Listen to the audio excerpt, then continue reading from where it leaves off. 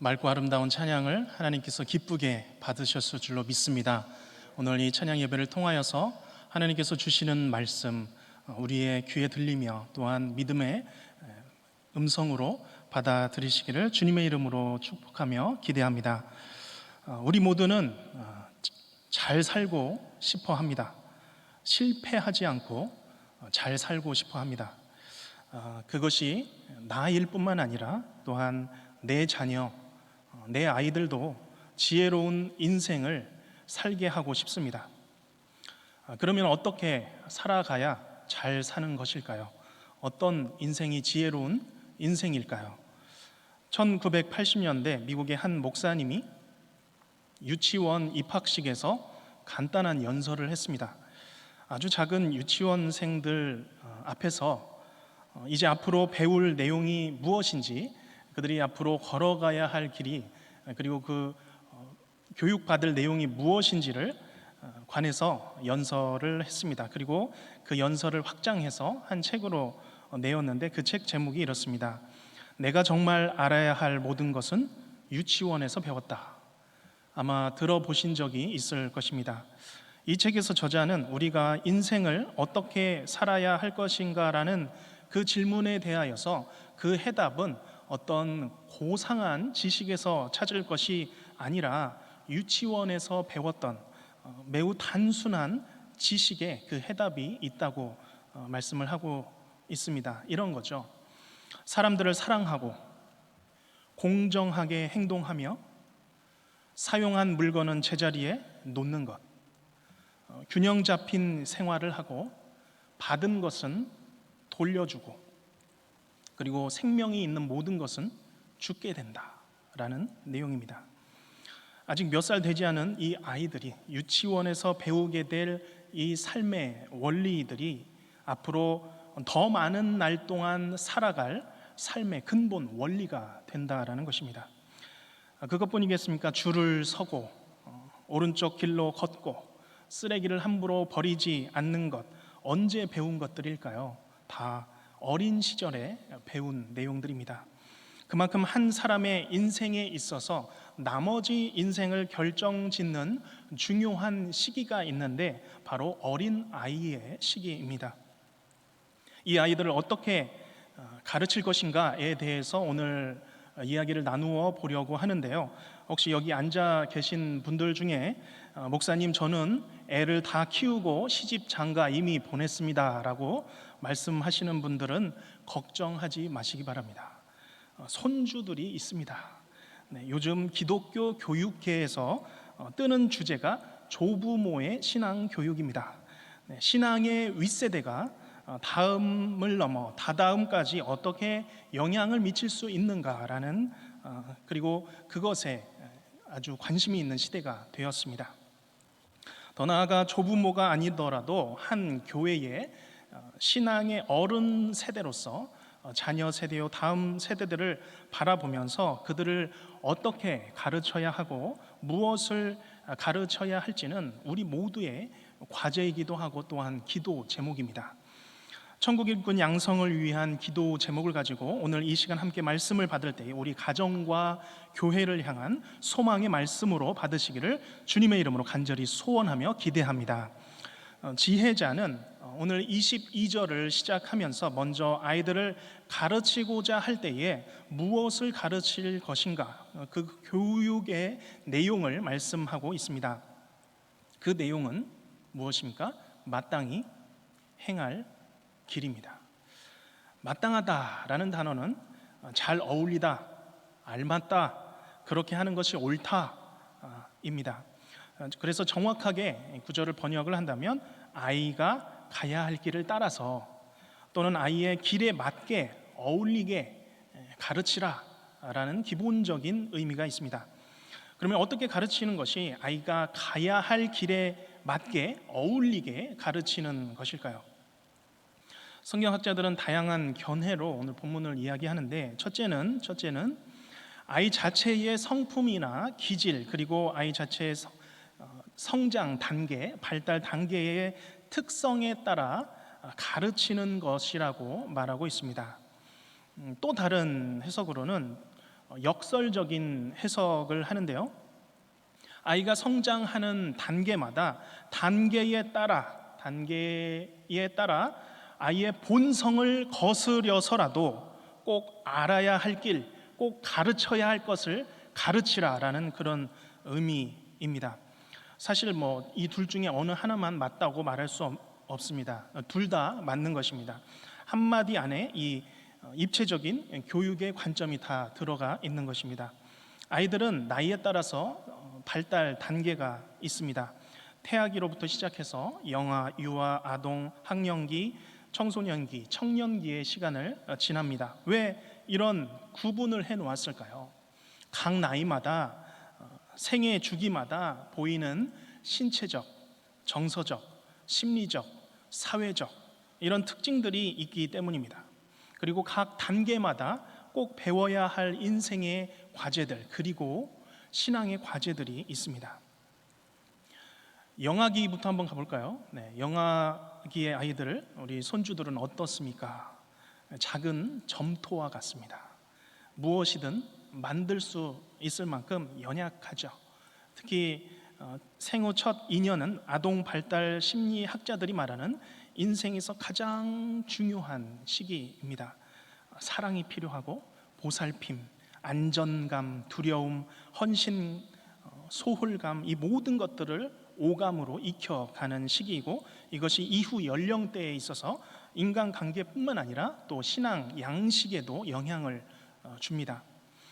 유아기는 벌써 미운 3살 많이 들어보셨죠? 4살, 5살 다 밉습니다. 이 시기죠. 이 시기는 이 조그만 아이가 뒤뚱거리면서 자기가 원하는 것을 다 만지고 다니고 있습니다. 벌써 자기 주장이 생겨서 안 돼, 싫어 라는 말을 입에 붙이고 살아가죠. 그렇지만 한편 이 아이에게 적절한 규제와 또한 제한을 부모가 해준다면 이 아이는 건강한 수치심과 부끄러움을 배워가는 시기이기도 합니다. 3살 버릇 8까지 간다라는 말도 여기서 나온 것이죠. 이 시기는 또한 말을 폭발적으로 배워가는 시기이기 때문에 가정에서 성경적인 그런 용어들을 놀이를 통하여서 배워가면 참 좋은 시기죠. 그 다음은 학령기 시기입니다. 학교를 다니는 이 아이들은 자신의 능력치에 대한 기대와 또한 열심을 느끼려고 하는 욕망이 생기는 시기입니다. 자기에게 과제들이 학교로부터 막 주어지죠. 그것들을 수행하게 되면, 그리고 그것으로 보상을 받게 되면 성취감을 얻게 됩니다. 그러면 그것이 또한 자기 자신을 바라보는 자존감으로 성장하기도 합니다. 그래서 이때부터는 아이에게 작은 일이라도 좀 성취감을 줄 수 있는 일들을 건네주면 좋은 것이죠. 반대로 작은 일이라도 계속 주어지는 일에 실패를 경험한다면 열등감이 자리 잡게 됩니다. 하지만 열등감도 사실 긍정적인 열등감이 있을 수 있습니다. 자기의 수준을 받아들이는 것이죠. 권위의 질서를 자연스럽게 받아들이고, 또한 성경의 이야기들을 아주 사실 그대로 받아들입니다. 청소년기 어떻습니까? 우리 청소년 아이들을 키우는 부모님들이 계시다면 위로를 드립니다. 이 아이들은 이 감정의 뇌는 다 성장했습니다. 하지만 아직 이 이성, 전두엽 이 이성이라는 뇌는 작업 중입니다. 공사 중입니다. 성장하는 중입니다. 그렇기 때문에 이 감정은 완성되었는데 이성이 완성되지 못하다 보니까 이 감정이 들쭉날쭉한 것이죠. 그리고 내가 친구들 가운데서, 또한 가정 가운데서, 학교 가운데서 내가 어떤 사람인가 항상 신경을 쓰며 살아갑니다. 또래에게 마음을 열고, 또 또래 그 소속에 있는 것들을 통해서 안전감을 느끼는 것이죠. 그래서 이 청소년들에게는 어떤 자기의 정체성을 만들어갈 이 소그룹들을 구성해주고 그 안에 속해주게 하면 참 건강하게 성장할 수 있게 됩니다. 청년기 이후의 발달도 있지만 오늘 본문에 맞춰서는 여기까지만 살펴보기로 합니다. 각 연령에 따라서 단계가 있는 것입니다. 아이들이 이해할 수 있는 수준이 있고, 또한 적절하게 성취할 그런 과제들, 또한 신앙의 접근 방식이 있는 것이죠. 또한 두 번째로 이 아이가 걸어야 할 마땅한 길에 대한 또 다른 관점이 있었죠. 이 본문을 역설적으로 해석하는 해석인데요. 부모는 아이의 본성을 거스려서라도 꼭 새겨야 할 길을 가르치라라는 것입니다. 사람은 본성적으로 마땅히 행할 길로 가지 않고 오히려 가서는 안 되는 길을 가려고 하는 성향이 있습니다. 이것이 죄성입니다. 오늘 본문의 전 9절 21절을 보면 마땅히 행할 길과 반대가 되는 길이 있죠. 패역한 자의 길입니다. 완고한 사람, 마음이 구부러진 사람을 표현하는 단어입니다. 삶 자체가 그냥 아예 비틀어진 인생입니다. 잠언 22장 15절에서 이런 비틀어진 인생, 미련한 인생을 가르치는 한 가지 방법이 있는데 바로 징계하는 채찍이라고 표현합니다. 아이의 마음에는 미련한 마음이 얽혔으나 징계하는 채찍이 이를 멀리 쫓아내느니라. 다른 곳에서는 채찍으로 때리면서까지 훈계하라는 구절이 있습니다. 억지로라도 본성을 거스려서 가르쳐야 할 것은 가르치라는 것입니다. 그러면 구체적으로 아이에게 가르쳐야 할 마땅히 행할 길의 내용은 무엇입니까? 아이에 맞게 때로는 아이의 본성을 거스려서라도 가르치라 하는 것은 무엇입니까? 이것이 잠언의 주제이죠. 바로 여호와 하나님입니다. 아이의 가슴에, 아이의 인생의 중심에 여호와 하나님을 새겨주는 것입니다. 우리가 신명기 6장 4절 말씀을 잘 알고 있습니다. 이스라엘아 들으라, 우리 하나님 여호와는 오직 유일한 여호와시니. 온 이스라엘, 그들의 자녀가 듣고 새겨야 할 한 가지는 그들의 인생을 쥐고 계시며 이끌고 계시는 여호와 하나님입니다. 그들의 이름을 아시고 인생의 무거운 죄짐을 대신 지심으로 그들을 구원하신 전능하신 여호와 하나님, 이것이 바로 마땅히 알아야 할 인생의 길입니다. 여호와 하나님을 알게 되면 그분을 경외하고 그분의 말씀을 사랑하고 들으려고 합니다. 신명기 6장 6절 말씀에 오늘 내가 내게 명하는 이 말씀을 너는 마음에 새기고 내 자녀에게 부지런히 가르치라 라고 했죠. 아이에게 가르쳐야 할 것은 여호와 하나님이며 그분의 말씀이며 또한 그분의 계명입니다. 그 말씀들을 왜 들어야 합니까? 왜 그들의 귀에 들리도록 해야 합니까? 잠언 23장 13절 14절 말씀에 보면 아이를 훈계하지 아니하려고 하지 말라. 채찍으로 그를 때릴지라도 그가 죽지 아니하리라. 내가 그를 채찍으로 때리면 그의 영혼을 스올에서 구원하리라. 우리가 이 구절만 딱 떼놓고 보면 아동학대입니다. 그렇죠? 지혜자가 어떻게 이렇게 잔인할 수 있는가 말할 수 있습니다. 하지만 지혜자는 지금 비참에 처한 아이의 영혼을 바라보며 말씀하고 있습니다. 그의 영혼이 지금 스올에 있는데, 사망에 처해 있는데 가만히 있으면 그 사람이 더 잔인한 것입니다. 채찍으로 때리면 육체는 아플지 몰라도 그 영혼은 구원할 수 있지 않겠느냐라는 지혜자의 간절한 외침입니다. 오늘 우리에게는 맡겨진 하나님의 귀한 생명들이 있습니다. 내 아이도 있고 손자, 손녀도 있습니다. 때로는 아직 어린아이와 같이 그런 어린아이와 같은 그런 믿음으로 출석하고 있는 교구에 또한 순회 지체들이 있습니다. 우리는 영적 생명을 위한 책임을 갖고 있습니다. 마땅한 길, 생명의 길, 소망의 길, 구원의 길을 가르치시기를 바랍니다.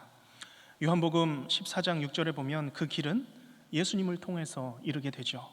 내가 곧 길이요 진리요 생명이니 나로 말미암지 않고는 아버지께로 올 자가 없느니라. 예수님이 아버지께로 이르는 오직 한 길이 되십니다. 그 예수님께서 우리에게 새로운 길, 살 길을 열어 주신 것이죠. 이 마땅한 길로, 마땅히 행할 길로 이끄시기를 바랍니다. 이것이 아이의 단계에 따라서 때로는 아이의 본성을 거스려서라도 이끌어야 할 선한 길, 구원의 길입니다. 여호와 하나님의 말씀을 묵상하면서 어릴 때부터 마음에 새기는 것입니다. 반복하면서 새기고 길을 걸을 때나 잘 때나 부지런히 배우는 것이죠. 말씀이 육신이 되신 예수 그리스도, 그분만을 섬기며 여호와 하나님을 사랑하며 살아갈 수 있도록 가르치는 것입니다. 저희 아이들이 유년기를 지나면서 습관이 된 것이 한 가지가 있습니다. 매일 성경 큐티입니다. 사실 매일 성경은 교회 학교 교육에서 놓치고 싶지 않았던 부분이기도 했습니다. 왜냐하면 다음 세대 아이들이 가정에서 하나님의 말씀을 가정에서 자기 책상 위에서 정기적으로 읽을 수 있는 접촉점이 되기 때문입니다. 어린아이들이 이제는 습관이 되어서 시험이 있어도 매일 성경을 펴서 성경 말씀을 읽습니다. 물론 부서에서, 가정에서 옆에서 격려를 계속 동기부여를 해준 부분도 있습니다. 어려서부터 습관이 형성이 되면 나중에도 그것이 힘이 되죠. 현재 유년부와 초등부 아이들이 집에서 매일 성경을 붙들고 묵상을 하는 비율이 재적 인원의 50%가 넘습니다.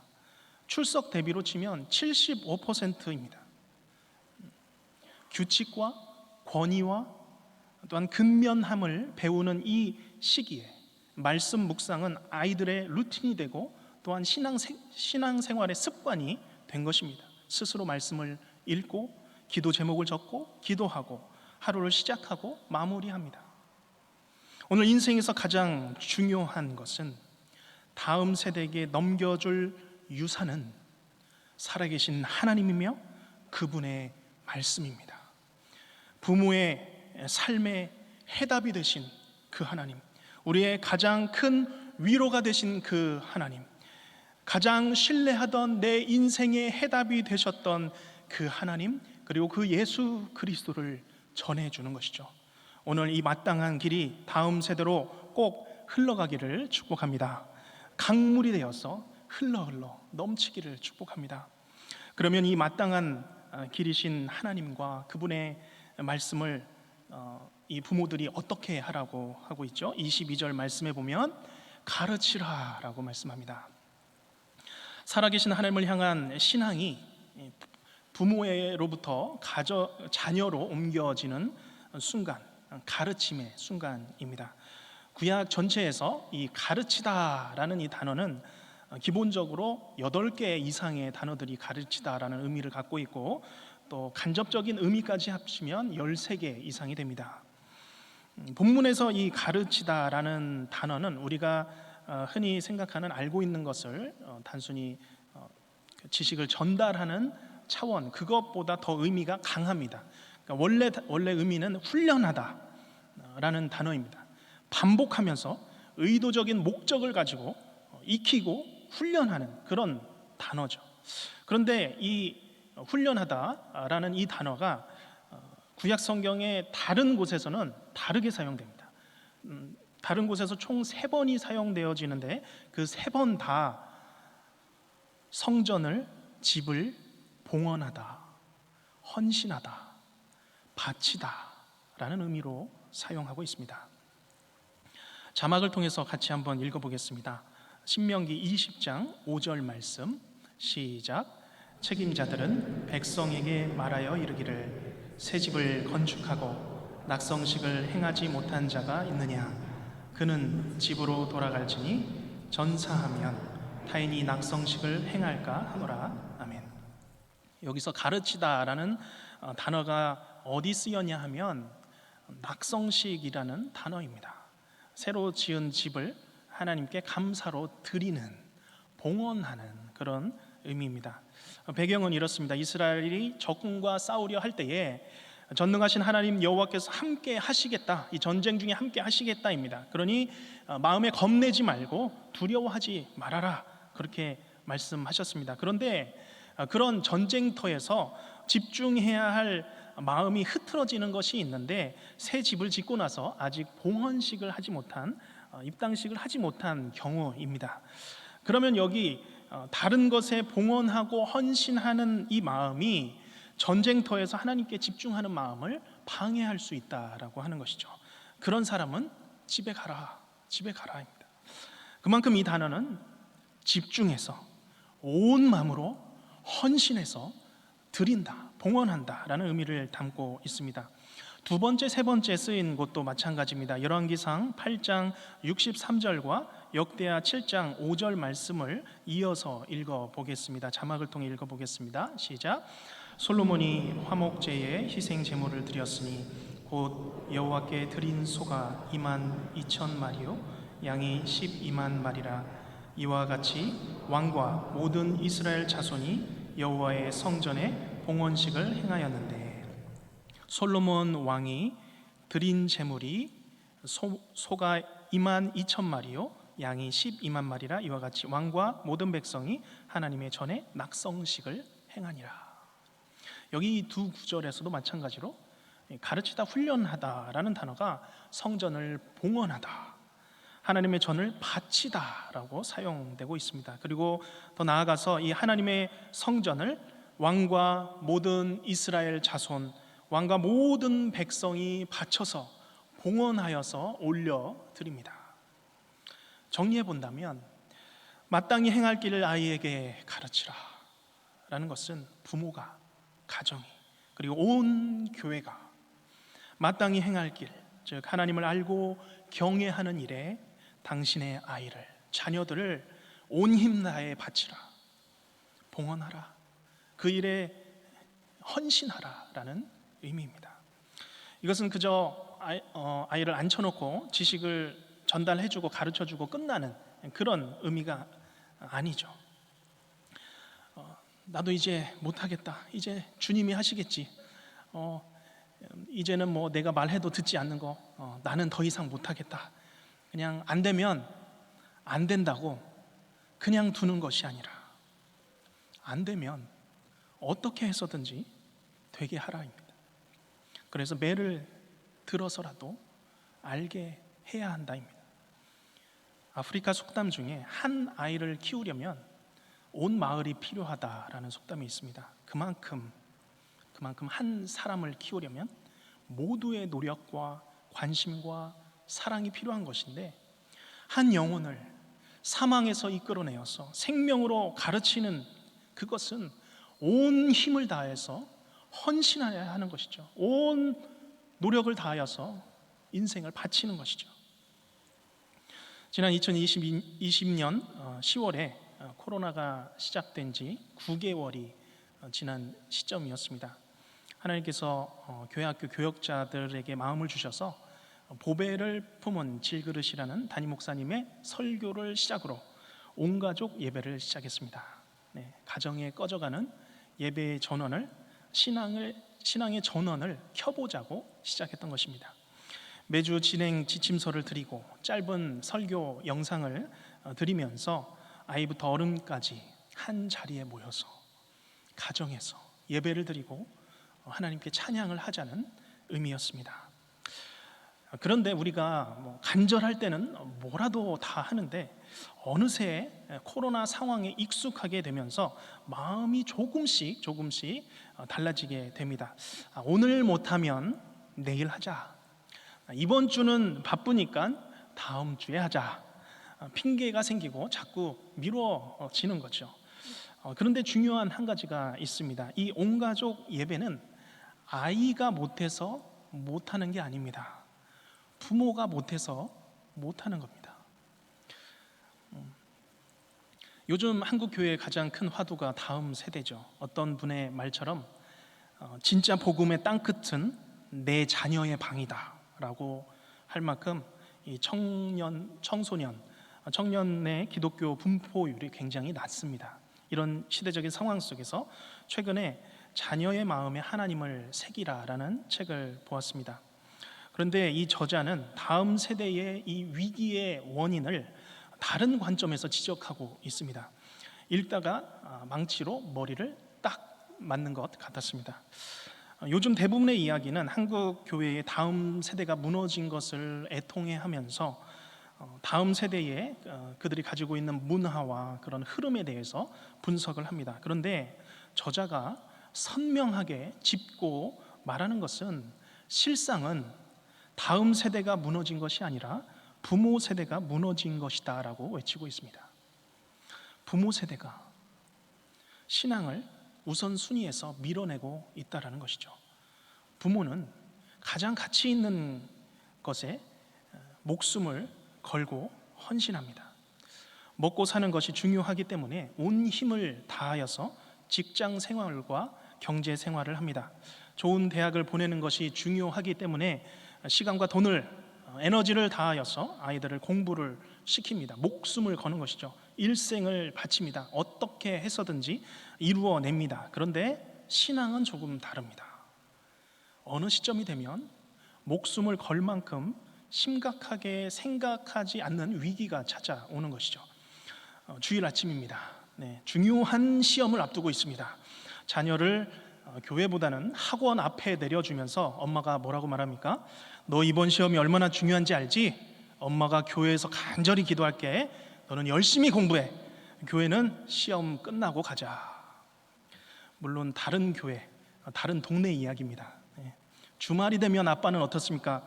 일주일 동안 아빠가 열심히 일한다고 너희들 소홀히 했구나. 그래서 즐기지 못한 나들이 계획을 세우고 가족과 못다한 여행을 주말이면 떠납니다.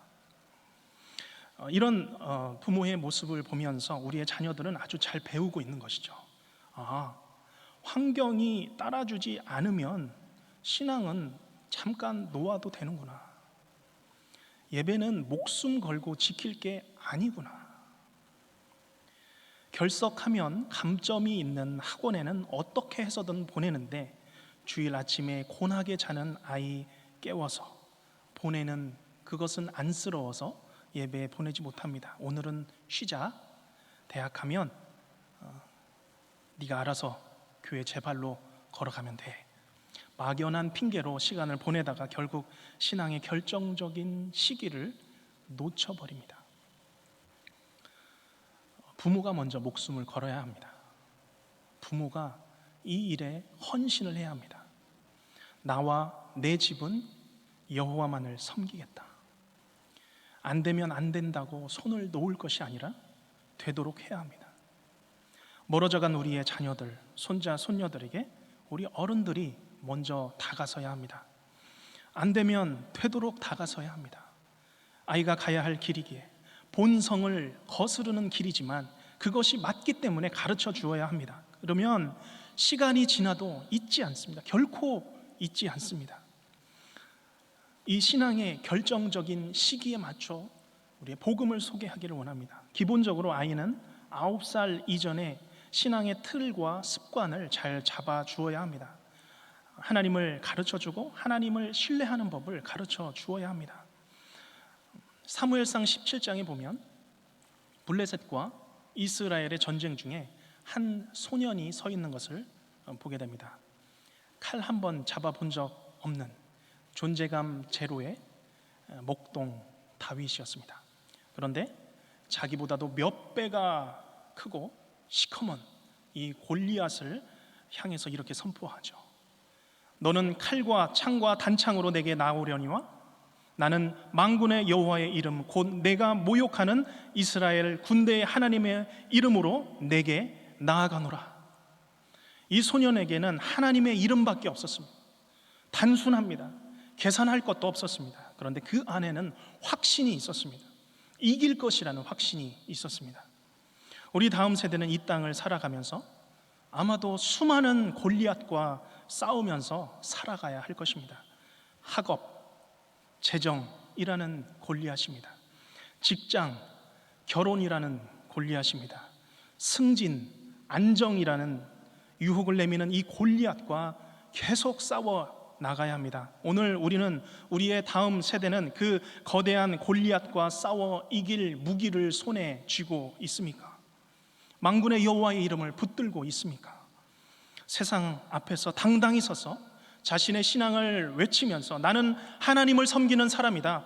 나는 기독인이다, 크리스찬이다, 세상을 향하여서 당당하게 신앙을 고백하며 살아가고 있습니까? 오늘 우리가 그 삶을 보여주기를 원합니다. 만군의 여호와의 이름을 붙든 아버지, 어머니, 할아버지, 할머니의 삶이 어떤지를 보여주시기를 바랍니다. 아직 늦지 않았습니다. 이끌어 주시기를 바랍니다.